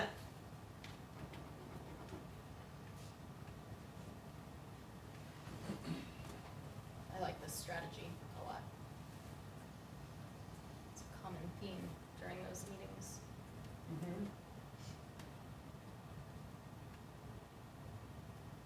Okay. I think one needs to be worked on. I think we need to move beyond addressing it and how that impacts their educational development. I don't know if this is the place to put it, but I think it's also people understanding how poverty may impact the child's ability to perform well at school. I think all people need to be familiar with that. And maybe that does it, but I think it's not, I think as a district, you need to take kind of a holistic approach to it. And maybe not just- identify is not the best word. Maybe it's, implement or develop a systematic approach to addressing Right. or there are plenty of places, I think, we can wordsmith. I was gonna say, I probably prefer develop more than I do identify, and I'm thinking, who's gonna do that? I mean, what type of, how do you do that? We've had some great presentations. I think you would Yeah. look There's at ways to outside do it, consultants, but yeah. also, I think your counselors would be a strong group to work with in this whole strategy, and with each of these specific results, into kind of helping us develop and put in place some of these protocols and processes, and then helping us move forward with this area. And I think we need to challenge ourselves, not just to identify it, but to identify something it about it. and address Yeah, it. big deal, we identified it. Yeah. I mean, I don't like that word either, I mean, that's why, I would okay, so we prefer identified, develop big deal, what over do we do? identify. Yeah, I mean, you can all say, what's the problem over there, but if you're not doing anything about it, it doesn't. right. I think we've got to insert a verb there. Yep. That creates action. I'm taking notes too. Okay, so what is the why? Trends in perceptual data, poverty, depression, mental health, drugs, addiction, safety. Professional development for utilizing trauma-informed practices in the classroom has not occurred in the district. Ruby Payne was the last professional development that we had in the district, and that was in August 2012. So I do think, as we look at that piece, there is a need. Now, there have been other professional development pieces that have incurred, because I know that Blue Valley did one at the beginning of this year. But again, I think it has to be systematic, because I think right now we're just, it's one shot. Well, it and has that's- to be presented and then implemented. You can't just present it and then you leave the meeting and And there has to be no- support in that Yeah. implementation, because otherwise, if it's just one shot and we just say go implement, it's very hard. Yeah. Referrals for mental health services has increased at all levels, and then I know that the status from 2016, but Nebraska Risk and Protective Factor Student Survey that comes from our students. The percent of 8th and 10th grade who have inflicted hard, considered suicide or attempted suicide is above the state average. So those are numbers that we do look at, that is data we look at, and we utilize it because it does. Is it harm? I think it's supposed to be harm. Inflicted harm, sorry. Oh, yeah. Thank you. I did, I'm like, well, yeah, okay, that was a typo. Thank you. It's just a draft. It's just a draft, that's exactly it. And is that in the state of Nebraska, or is it? That's us. That's our district. So we are above the Nebraska state average. We're not talking Gage County, we're talking BPS. You are talking BPS in this one because we give this to our BPS students. Yep, they're, yeah. When might you have new data? I've got to work with Christina Lyons. I think COVID has kind of put this off. And so those are the things I've got to work with Christina Lyons to see when our last administration was, but I'm just curious Yes. because of COVID, how that, yeah, Maybe 100, change. it I has mean, that, I feel very fortunate Increase. that we're doing this strategy now and not last year, because I think mhm. we're able to implement a lot more things that have come up because of Mhm. COVID. 100%. Yep. So I will work with Christina Lyons to see, yeah. Just Mhm. Okay, strategy 3, recruit, retain, and develop high-quality staff, faculty, and administration. So our 3 specific results were explore avenues to recruit quality staff, faculty, and administration. 2, explore ways to retain quality staff, faculty, and administrators. Maybe that should say administration. And then 3, develop high-quality staff, faculty, and probably administration again rather than administrators.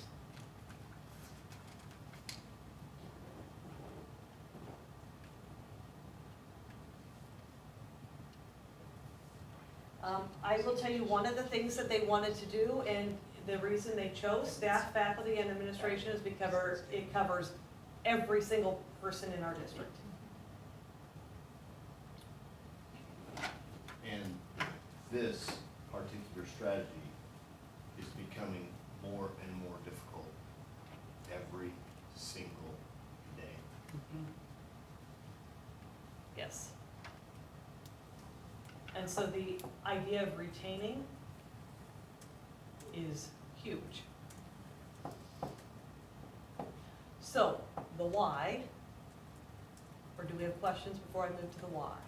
On number 1, I would change administration to administrators. I think that makes more Like sense. That's more administrators better? a person. Well, that's what we got on the other two. That's right. Yeah. Yes. So, I mean, why we're Okay. consistent. Yeah. Administration is in That's- Yes. No, mine, I'm already going ahead to the action plan. Okay. So, what is the why? You have support behind with Tina Bugren talking about staff and why we have to. So we have research that shows exactly why we have to do this. You can also see there's a chart down there with inexperienced years, less than 5 years. This is found on the state website. In 17-18, our less than 5 years in our total teachers was at 2.36%. These statistics here, I want to stop you for a moment and emphasize them because they're huge. As we sit here tonight, it's important that we digest these statistics here.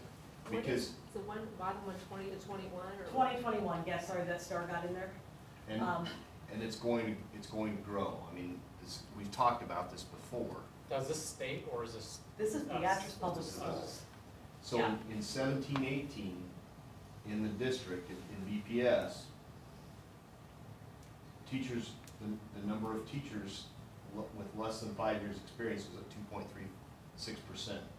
In 1920, that was 24.39%, and in 2021, it's 19.66%. So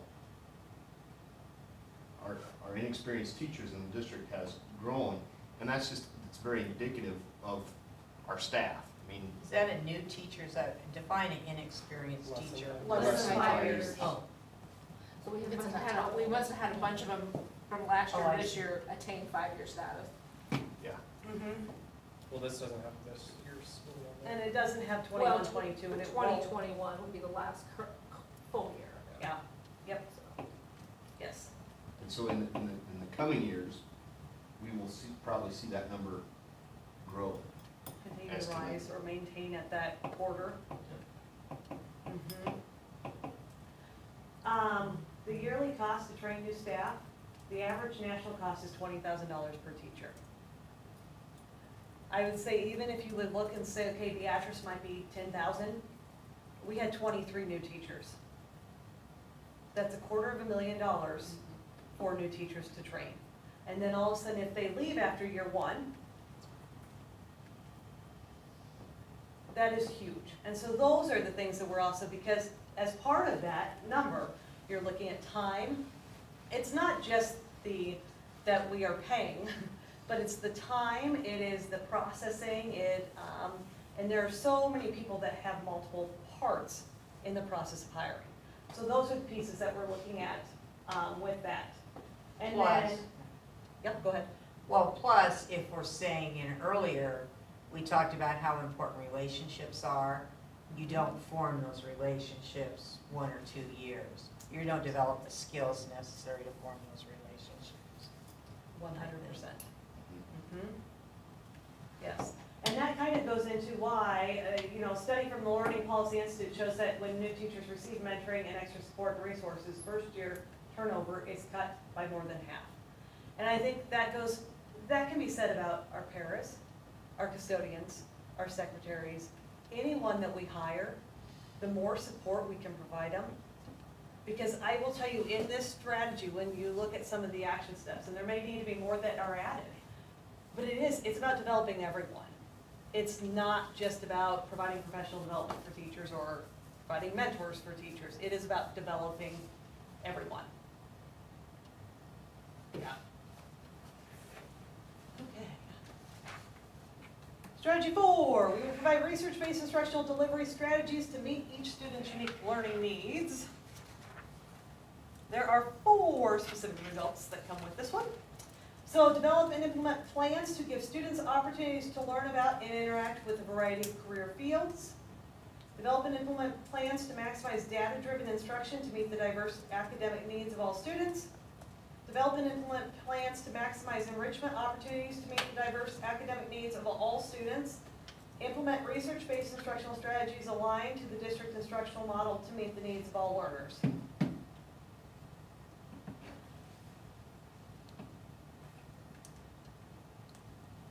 So, as you look at strategy 4, this one really focuses on each child and focuses on the different pieces, the different path that a child may take and how to help them be successful in that pathway. The other part that this really focuses on is building more partnerships with that CTE, with our career tech education, and really starting to look deeper at that, and ensuring that those are seen as just as important as an academic pathway. We make an effort to see that this is implemented K through 12 and not just held off Not just until. until 12, And we 9 to 12. spend K through 8 working on math, reading. I think that we are losing multiple children because we do not focus on all the opportunities that are available. We continue to be driven to create every single child to go to the University of Nebraska, I think. And that is, we are doing a great deal of harm district-wide to children because they are not, that is not their career goal. We are telling them that should be their career goal. And I think the sooner we stop that, the more success we'll see in our children. I think we're uniquely positioned in this community because there are a number of opportunities available to them that don't necessarily involve an academic pathway, or maybe it gives them that opportunity, but in a non-traditional way. Maybe they start working for a company here and they're provided with free tuition as they advance in ranks. So I think there's ample opportunity here for our students that they need to be connected with. That's why, like in other areas of the strategic plan, we're involving so many of the community partnerships, because community is key in developing these students. Well, and I think, and I think those are all great points. One of the things that I don't think everybody knows is we offer a lot of those right now. The key is, or the question is, can we expand on them? I.e., currently in our school to work program, students that come to school, are enrolled in that class, and then go to work after school can earn up to 20 to 25 credits towards graduation by going to that workplace and meeting the requirements that are part of that school to work class. So that's out there now. The question is how many, like you said, how many other partnerships can we create within the community to develop those and continue to find ways But to that's help them. only at the high school level. Our middle school is only focused on math, science, English, social studies. We have eliminated many of the career opportunities that used to be provided, and that the children that learn, that are good at hands-on, are given very few opportunities in that environment. Or even when it comes to reading, they'll say, maybe there are children there that want to learn to read a manual. That's a skill that people need, but we don't do it very often. But I believe we need more hands-on opportunities for children, and I would be excited if that we can do that and not just focus on, we can focus on all grades.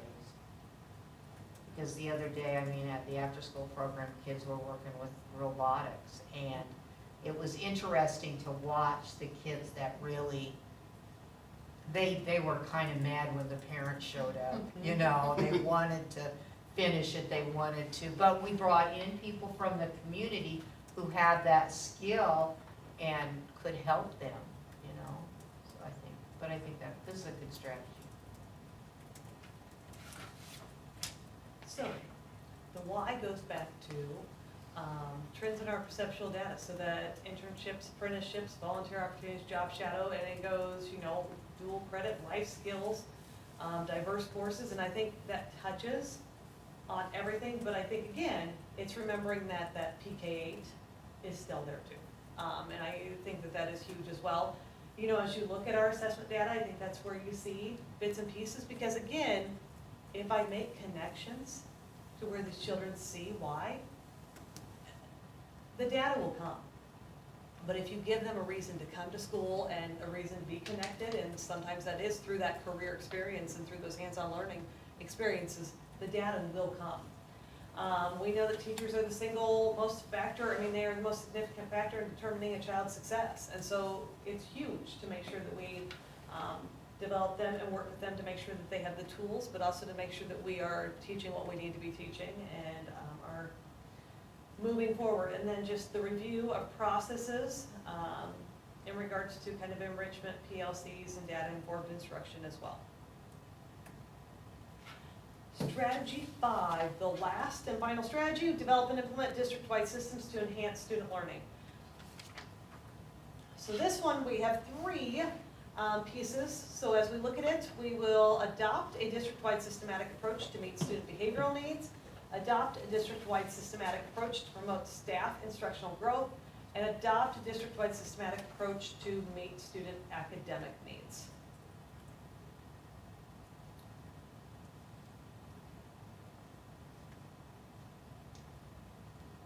So this really focuses on a lot of the processes, such as mentors.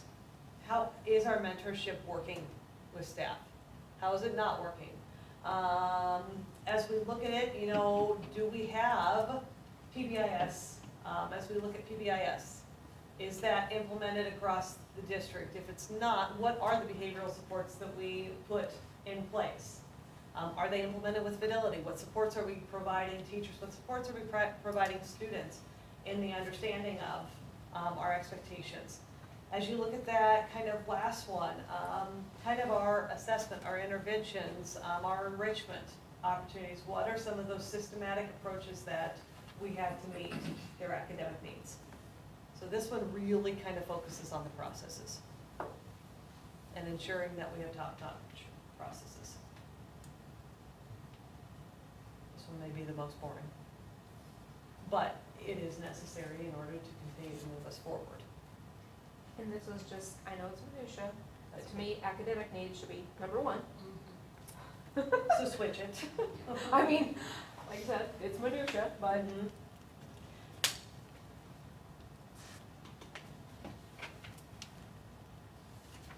Okay, so the why talks about kind of that perceptual data, same perceptual data that you saw on 4. You see the assessment data is in there too, but just making sure that we include all students from underrepresented groups because they are a part of our data, they are part of our school systems, and we need to make sure that we are meeting the needs of every single child. And then just working to make sure that our systems are clear, because when you have clear systems, it's easier to function in the environment. So greatness is not where we stand, but in what direction we are moving, and I think that really sums up our strategic plan, that sums up the whole strategic planning process, is the strategic planning process continues pushing us forward for the next 5 years. And we're very excited about the strategic plan. We think there's some great things. Do we think that there's some tweaks that have to be made? Absolutely. And so it's been nice to talk about it, to go through, but you have the document. If there's other things you see as you're looking through it, please just send those my way, because I think that will just add that piece to our discussion that we have next week, Tuesday as well.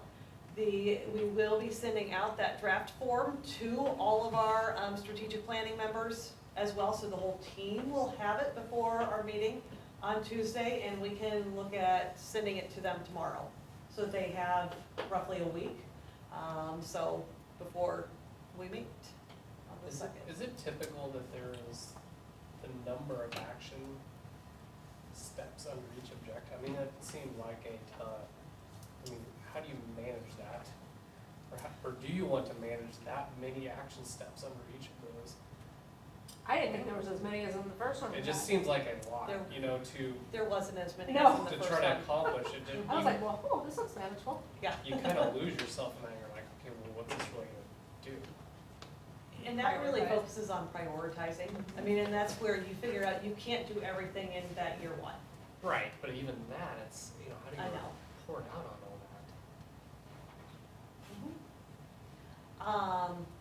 Or even accomplish any of it when you've got so many, you know, it just seemed overwhelming to me on that side of it.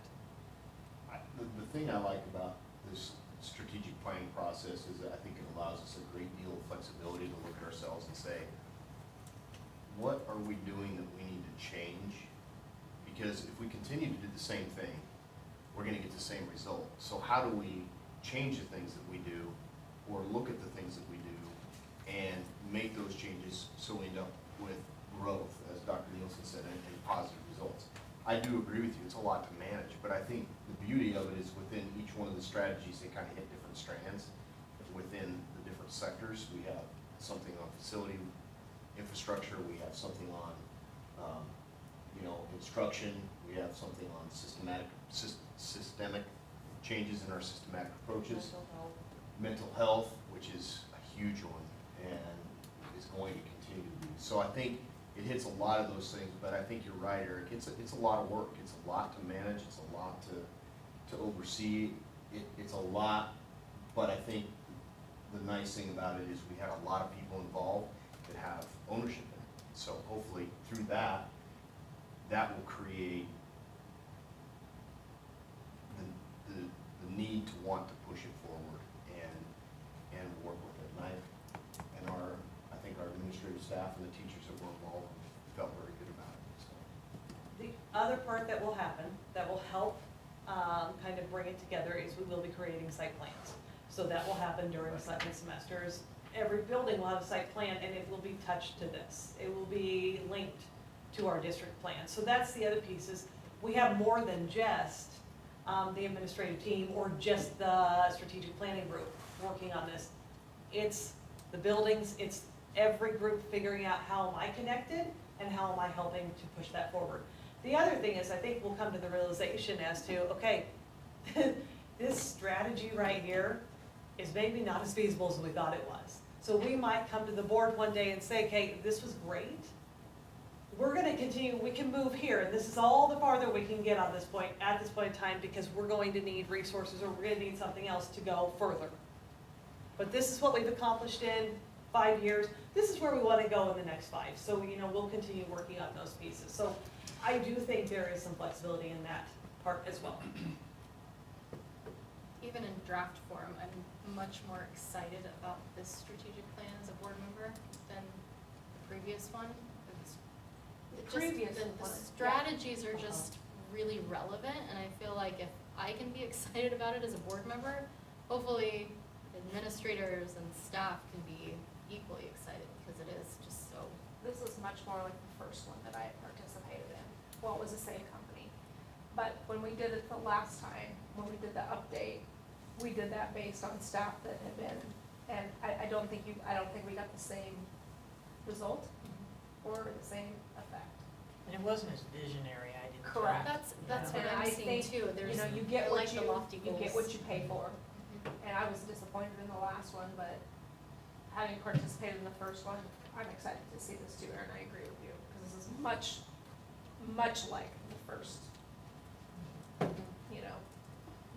book what we got. Yeah, gets me excited. Right. Mountains of paperwork don't typically get me excited about anything, but like, this is good stuff.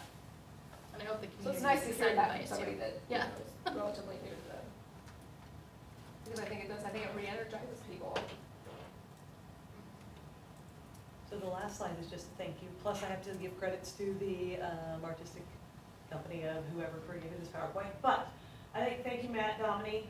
Dr. Matt Dominy has done a wonderful job, and we will continue to thank him as we go through the process. But thank you to all the students, staff, community who provided feedback, the parents who provided feedback to us, because that feedback has been internalized and has been utilized to help drive this plan forward. And all of our strategic plan members have spent hours crafting. Because, it wasn't just during that meeting, but I know there were people thinking about it after the meetings and continuing to figure out what is best for the Ashland Public Schools and how do we continue to move our district forward. So it's been fun. Okay. Yay, and thank you for the positive feedback, and also for the helpful feedback. Because we will move forward with that. Yay. And we'll see everyone next Tuesday. I think And that's the a high lights school, now. right? Yes. And that's what? That's At a the high hub. school, right? Yeah. Yep. I'm sorry, that was maybe too much all at once. Wow. My pupils Sorry are about that. dilated. Next up is a traffic study with Mr. Alexander. Okay, I will be very brief. You have been extremely patient this evening, and I want you to know that we do thank you for that. In regards to the building project, I have been in contact, and I told you with the city, talked to them a little bit about the traffic situation at the new building site. Have reached out to Olson Associates and asked them for a, I guess just a quote on what it would cost to do a traffic study out there, and JEO, who tend to be the two companies that do those things most frequently in our area anyway. And those were the two companies that were recommended by the city. So I did reach out from them, secure RFPs from both of them on their services to do a traffic study. Olson and Associates had done one previously for a 250 student level preschool. Well, this is extensively larger, so we did inform them of that. Their services letter came back, and they are offering a traffic study for the price of $14,500. JEO quoted the fee for the project study at $9,200.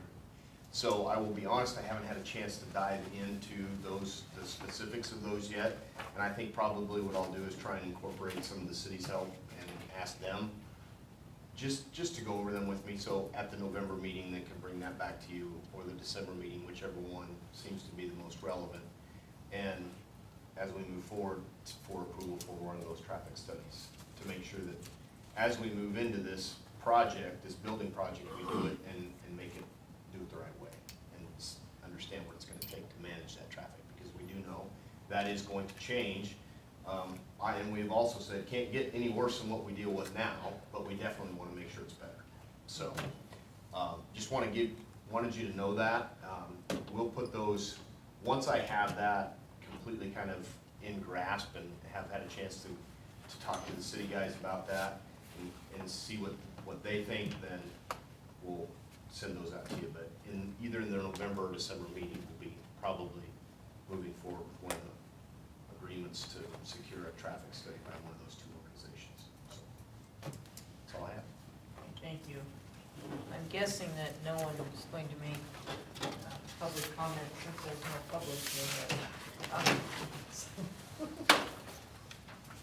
Scott, you got nothing? No.